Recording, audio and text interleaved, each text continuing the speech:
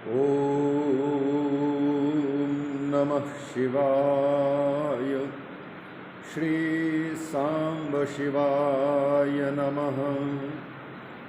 श्री गणेशाय नमः। चंद्रशेखर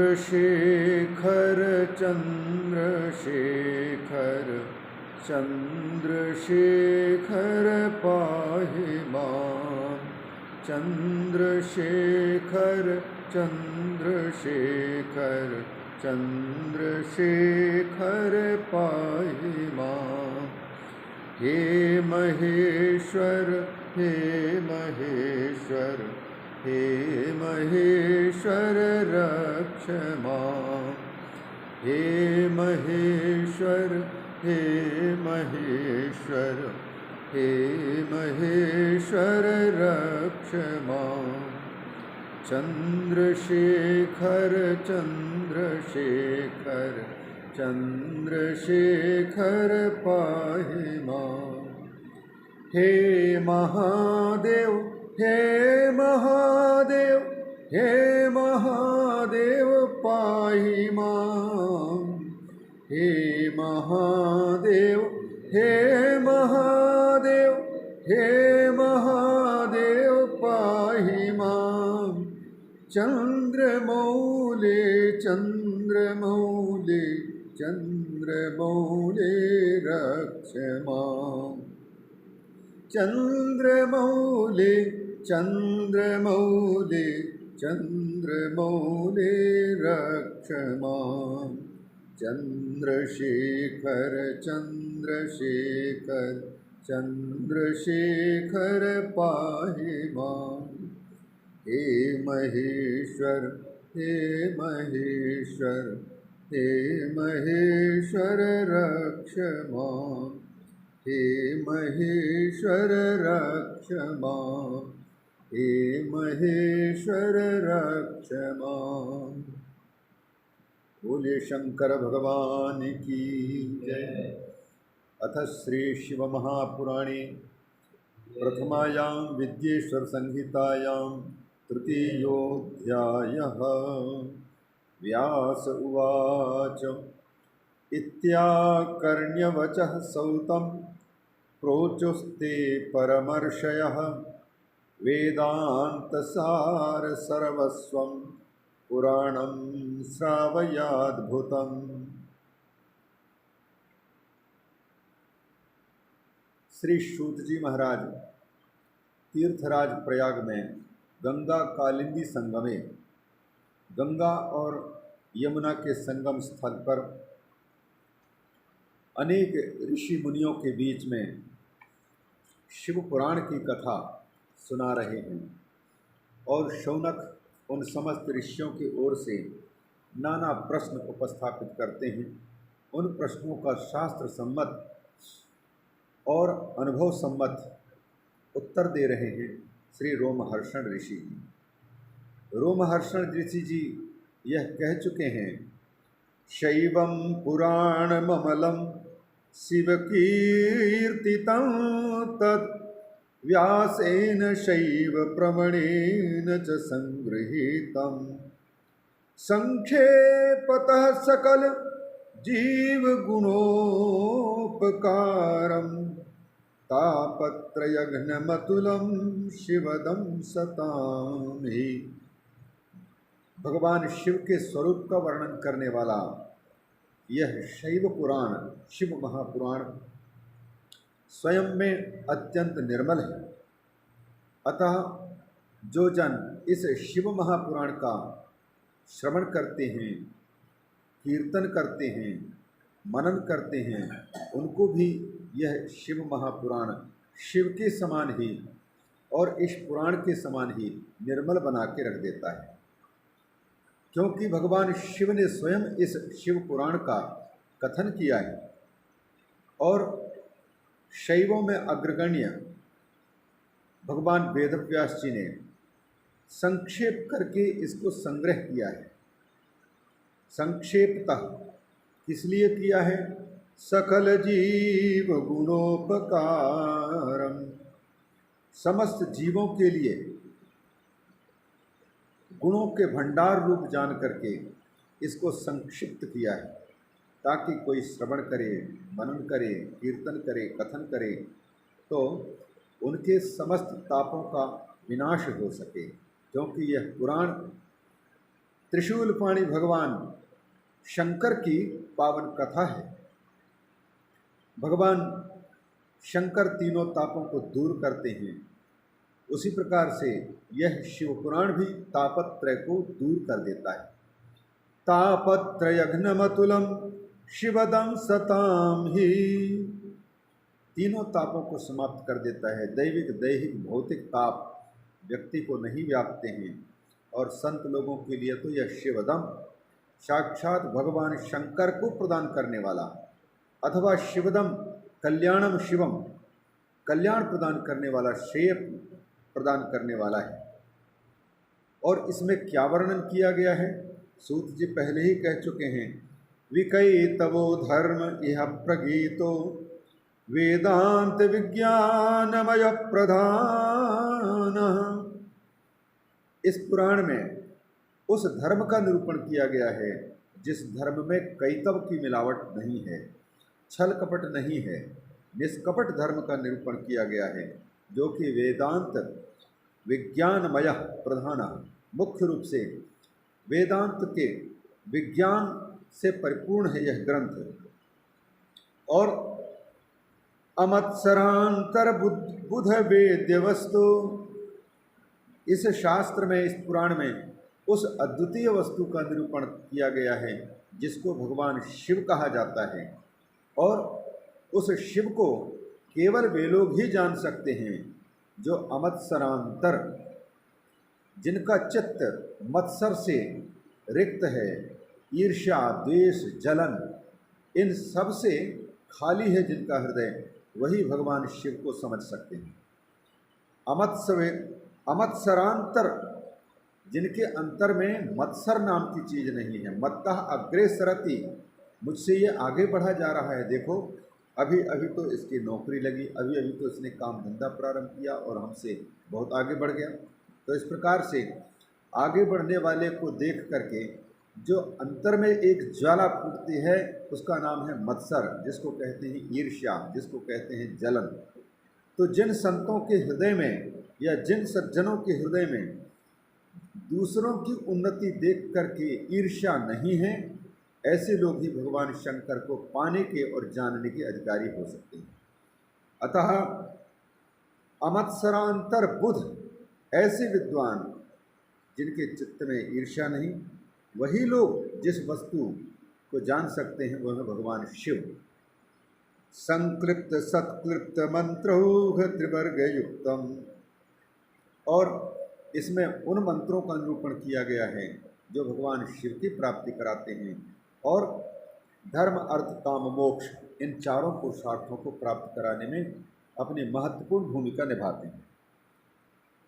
यह कहते हुए सूत जी यह भी सुना चुके हैं, शैवम पुराण तिलकम खलु सत्पुराणम वेदांत वेद विलसत् परवस्तु गीतम यो वै पठेत् च शृणुयात् परमादरेण शंभु प्रियः सहि लभेत परमां गतिं वै, शंभु प्रियः सहि लभेत परमां गतिं वै। यह पुराणों में मूर्धन्य पुराण है, पुराण तिलक, सत का प्रतिपादन करने वाला, सत्यम शिवम सुंदरम, उस परमात्मा का निरूपण करने वाला यह पुराण है, जिसमें वेदांत और वेद जिस परमात्मा वस्तु का निरूपण करते हैं, सत्य वस्तु का निरूपण करते हैं, उसी का इसमें निरूपण किया गया है। अतः जो व्यक्ति, जो भी सज्जन इस पुराण को श्रवण करता है, आदर से श्रवण करता है और आदरपूर्वक पठन करता है, वह भगवान शंकर को अतिशय प्रिय हो जाता है। शंभु प्रियः सः, शंभु प्रिय होकर के उसको क्या मिलता है, लभेत परमां गतिं वै, भगवान शिव ही परम गति के रूप में, मोक्ष के रूप में मिल जाते हैं। मोक्ष स्वरूपाय भगवान शिव स्वयं मुक्ति रूप में उनको प्राप्त कर लेते हैं। वेदव्यास जी कहते हैं तृतीय अध्याय में, इत्याकर्ण्यवचः सौतं प्रोचुस्ते परमर्षयः। सूत जी के मुख से जब इस प्रकार से शिव पुराण की महिमा श्रवण की तीर्थराज प्रयाग में शौनक आदि ऋषियों ने, जिसमें सूत जी पहले यह कह चुके हैं, वेदांत सार सर्वस्वम पुराणम चैवमुत्तमम। यह शिव पुराण वेदांत का निचोड़ है, वेदांत सार सर्वस्व है। अतः इन ऋषियों ने जिज्ञासा व्यक्त की कि भगवान, आपने कहा था कि यह पुराण समस्त वेद और वेदांतों का ये बिल्कुल निचोड़ रूप है, तो आप कृपा करके इसी अद्भुत पुराण को हमें सुनाइए। वेदांत सार सर्वस्वम पुराणम श्रावयाद्भुतम इति श्रुत्वा मुनीनां सवचनं सुप्रहर्षितः। मुनियों के इस प्रकार से आग्रह को सुनकर के व्यास शिष्य रोमहर्षण ऋषि यथा नाम तथा गुणः, उनके रोम रोम हर्षित हो उठे। सुप्रहर्षितः, रोमहर्षण ऋषि के रोम रोम प्रहर्षित हो उठे और उन्होंने भगवान शंकर के स्वरूप को स्मरण किया। संस्मरण शंकरम सूतः प्रोवाच मुनि सत्तमान।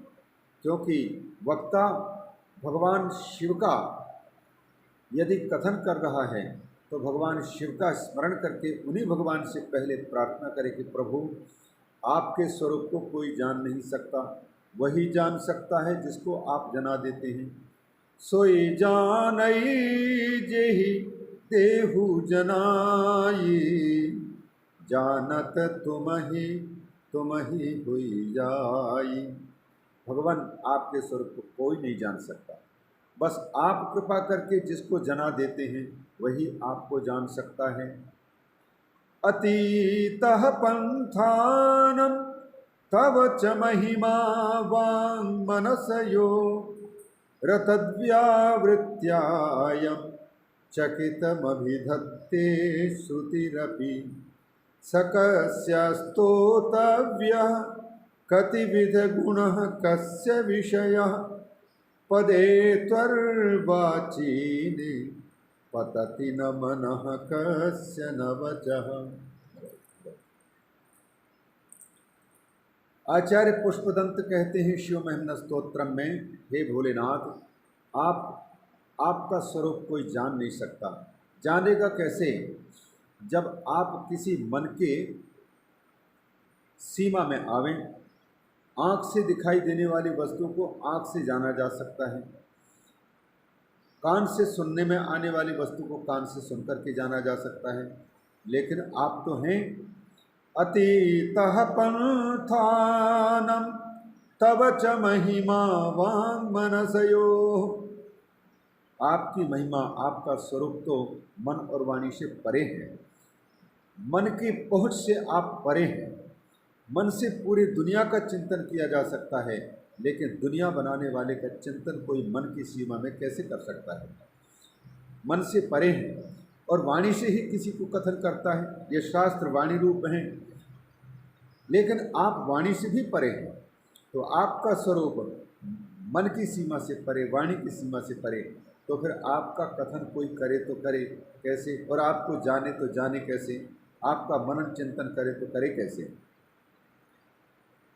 अतद्व्यावृत्यायं चकितमभिधत्ते श्रुतिरपि।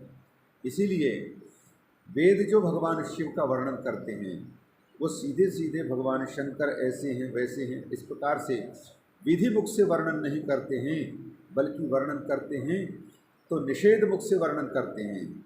ये नहीं वो नहीं इस प्रकार से वर्णन करते हैं। मनोबुद्धि अहंकार चित्तानि नाहम। मैं मन नहीं, मैं बुद्धि नहीं, मैं चित्त नहीं, मैं अहंकार नहीं, मैं ये इंद्रियां नहीं, मैं ये पंच प्राण नहीं, मैं ये सप्त धातु नहीं, मैं स्थूल स्वरूप शरीर नहीं, मैं सूक्ष्म शरीर नहीं, मैं कारण शरीर नहीं, मैं जड़ नहीं, ना ही मैं गुरु, न मैं शिष्य। तो फिर कौन है? चिदानंद रूपः शिवोहम शिवोहम। इस प्रकार से सब कुछ हटा करके अंत में जिसको हटाया ना जा सके वही आप बचते हैं।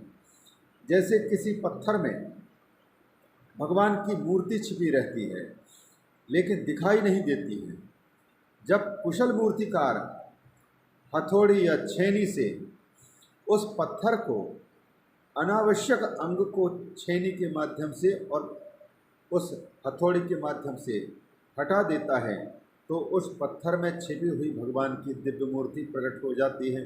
फिर उस दिव्य मूर्ति को दुग्ध स्नान कराते हुए, वेद मंत्रों का पाठ करते हुए मंदिर में स्थापित कर दिया जाता है तो साक्षात भगवान की भावना से सारा जगत पूजने लग जाता है। तो इस मूर्ति को प्रकट करने में पत्थर के सारे अंश को नहीं हटाया गया, बस अनावश्यक अंश को हटाता गया। फिर अंत में जो हमारे लिए अभीष्ट था वो भगवान का विग्रह प्रकट हो गया।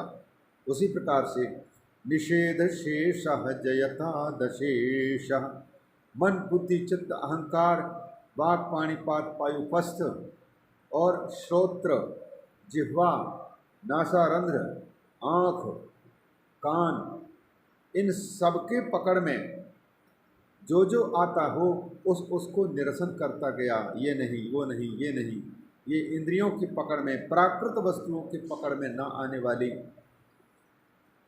जो चीज़ है वो भला इन प्राकृत वस्तुओं के द्वारा कैसे जानी जा सकती है। अतः उन भगवान को यदि जानना है, उनके चरण कमलों की भक्ति प्राप्त करनी है और भगवान शंकर का प्रिय पात्र बनना है तो उनका ही चिंतन चाहिए, उनका ही मनन चाहिए और उन्हीं का श्रवण चाहिए और उन्हीं का कीर्तन चाहिए। उन्हीं को कहना, उन्हीं को सुनना, उन्हीं को सोचना, ये सब के सब होना चाहिए।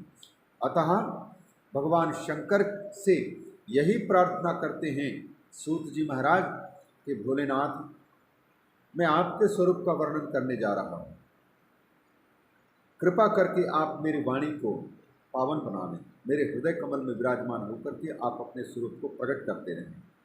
संस्मरण शंकरम सूतः, भगवान शंकर को याद करते हुए रोमहर्षण जी कहना प्रारंभ करते हैं। स्मरण करते हुए क्या कहते हैं? जय जय शिव शंकर गौरीश्वरम, जय जय शिव शंकर गौरीश्वरम, जय शंभो विश्वनाथ काशीश्वरम, जय शंभो विश्वनाथ काशीश्वरम, जय जय शिव शंकर गौरीश्वरम, जय जय शिव शंकर गौरीश्वरम, जय जय श्री नीलकंठ गंगाधरम, जय जय श्री नीलकंठ गंगाधरम, विश्वंभर जगन्नाथ धरणीधरम, विश्वंभर जगन्नाथ धरणीधरम, जय जय शिव शंकर गौरीश्वरम, जय जय शिव शंकर गौरीश्वरम। संस्मरण शंकरम सूतः प्रोवाच मुनिसत्तमान्। ऋषियों को रोमहर्षण ऋषि जी कहते हैं, शृण्वन्तु ऋषयः सर्वे स्मृत्वा शिवमनामयम्। हे ऋषियों, आप लोगों ने वेदांत सार सर्वस्वरूप पुराण को सुनना चाहा है, शिव को सुनना चाहा है, तो आप आदरपूर्वक और साथ ही साथ अनामयम शिवम स्मृत्वा, भगवान शंकर का आप लोग भी स्मरण करते हुए श्रवण करना, तब यह कथा समझ में आ सकती है। पुराण प्रवणम शैवम पुराणम वेद सारजम। समस्त पुराणों में यह श्रेष्ठ पुराण, वेद का पूरा निचोड़ रूप है यह पुराण, जिस पुराण में यत्र गीतम त्रिकम प्रीत्या भक्ति ज्ञान विरागकम, जिस शिव पुराण में भगवान शंकर की भक्ति को उत्पन्न करने के उद्देश्य से भक्तों की कथाएं आई हैं और भक्ति की महत्ता बताई गई है और भक्तों पर भगवान भोलेनाथ कैसे प्रसन्न होकर के उनकी अभीष्ट वस्तु प्रदान करते हैं, इन सब बातों का उल्लेख किया गया है। उसी प्रकार से जगत के मिथ्यात्व का निरूपण किया गया है। नकली वस्तुओं से वैराग्य प्रकट करने की बातें कही गई हैं। सत्य वस्तु क्या है इसका निरूपण किया गया है। मतलब ज्ञान, वैराग्य और भक्ति, इन तीनों को प्रदान करने वाली बातें निरूपित की गई हैं। वेदांत वेद्यम सदवस्तु विशेषेण प्रवर्णितम। विशेष रूप से वेदांती लोग वेदांतों के माध्यम से, उपनिषदों के माध्यम से, गीता के माध्यम से, ब्रह्मसूत्र के माध्यम से जिस परब्रह्म परमात्मा का ब्रह्म रूप से निरूपण करते हैं, चिंतन करते हैं, उन्हीं वेदांत वेद्य वस्तु भगवान शिव का विशेष रूप से इस पुराण में वर्णन किया गया। इसलिए ऐसे शिव पुराण का मैं वर्णन करने जा रहा हूँ। सावधान होकर के सुनना, क्योंकि आपके प्रश्न का उत्तर यही है। वेदांत सार सर्वस्वम, संपूर्ण वेदांत सार का यह सर्वस्वभूत है, निचोड़ है।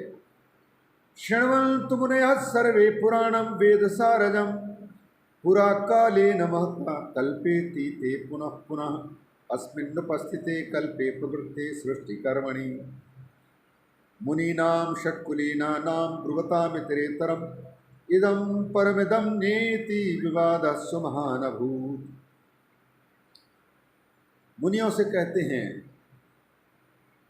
पहले बहुत समय जब बीत गया, इसके बाद फिर दिवस आया, मतलब कल्प प्रकट हुआ, और कल्प फिर बीत गया, फिर दूसरा कल्प, जैसे कल का दिन बीता, आज का दिन आ गया, आज का दिन बीतेगा, कल दूसरा दिन।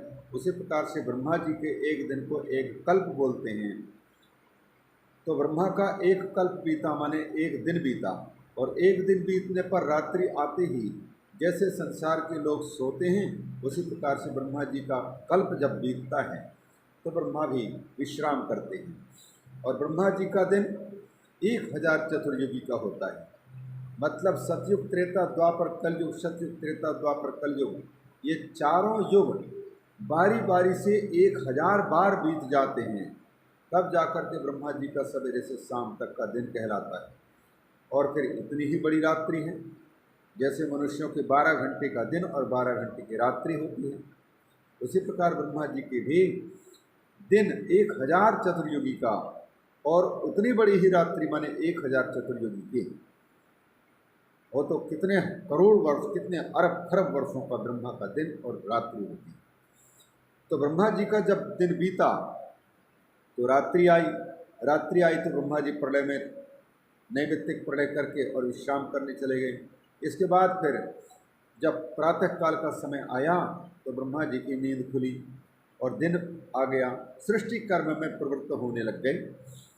ब्रह्मा जी जगत रचना के काम में लगना शुरू किए। जैसे प्रातःकाल स्नान वगैरह करके और दुनिया दिन भर के काम लोग करते हैं, उसी प्रकार से ब्रह्मा भी सृष्टि कर्म में लगे। उसी समय पर षट्कुलीन ऋषि, 6 कुलों में उत्पन्न हुए ऋषि, जो परम विद्वान थे, शास्त्रों के ज्ञाता थे, तपस्वी भी थे, आपस में उन लोगों ने एक विवाद तैयार कर लिया। वो आपस में कहने लगे, भैया इस संसार में सबसे महान वस्तु क्या है, सबसे श्रेष्ठ वस्तु क्या है, कौन है, भगवान है, कोई जगत है कि क्या है। इदं परमिदं नेति विवादः सुमहानभूत्, मुनीनां षट्कुलीनानां ब्रुवताम् इतरेतरम्। कोई कहता है कि शंकर भगवान श्रेष्ठ है, कोई कहता है अग्नि श्रेष्ठ है, कोई कहता है वरुण देवता श्रेष्ठ है, कोई कहता है इंद्र श्रेष्ठ है, कोई कहता है ब्रह्मा जी श्रेष्ठ है, कोई कहता है विष्णु श्रेष्ठ है, कोई कहता है गणेश जी श्रेष्ठ है, कोई कहता है सूर्य श्रेष्ठ है, कोई कहता है शक्ति ही श्रेष्ठ है। नाना प्रकार के बातें चलने लगे, भी इस दुनिया में सबसे श्रेष्ठ है कौन। इन सबको ये पता नहीं लग रहा था कि सबके माता पिता बच्चों के लिए सबसे श्रेष्ठ होते हैं। उसी प्रकार सभी ऋषियों की मान्यता के अनुसार सभी देव तो श्रेष्ठ हैं, लेकिन आराध्य कौन है अपना, उसके आधार पर निर्भर करता है। हमारे लिए हमारे माता पिता श्रेष्ठ हैं, दूसरों के लिए दूसरे माता पिता श्रेष्ठ हैं। उसी प्रकार से शिव भक्तों के अनुसार, विष्णु भक्तों के अनुसार उनके अभीष्ट इष्ट देवता श्रेष्ठ हैं। तो सब आपस में विवाद कर रहे थे। इदम परम, इदम नेति, यह श्रेष्ठ है, यह श्रेष्ठ नहीं है, इस प्रकार इतना विवाद बढ़ा कि उनके इस विवाद को शांत करने वाला कोई मिल नहीं रहा था। तब उन सब मुनियों ने विचार किया कि इसका निर्णय कौन करेगा। बोले, बुद्धि के देवता, हम सबको उत्पन्न करने वाले और बुद्धिमान ब्रह्मा के पास चलते हैं, वही हमारे शंका का समाधान कर सकते हैं।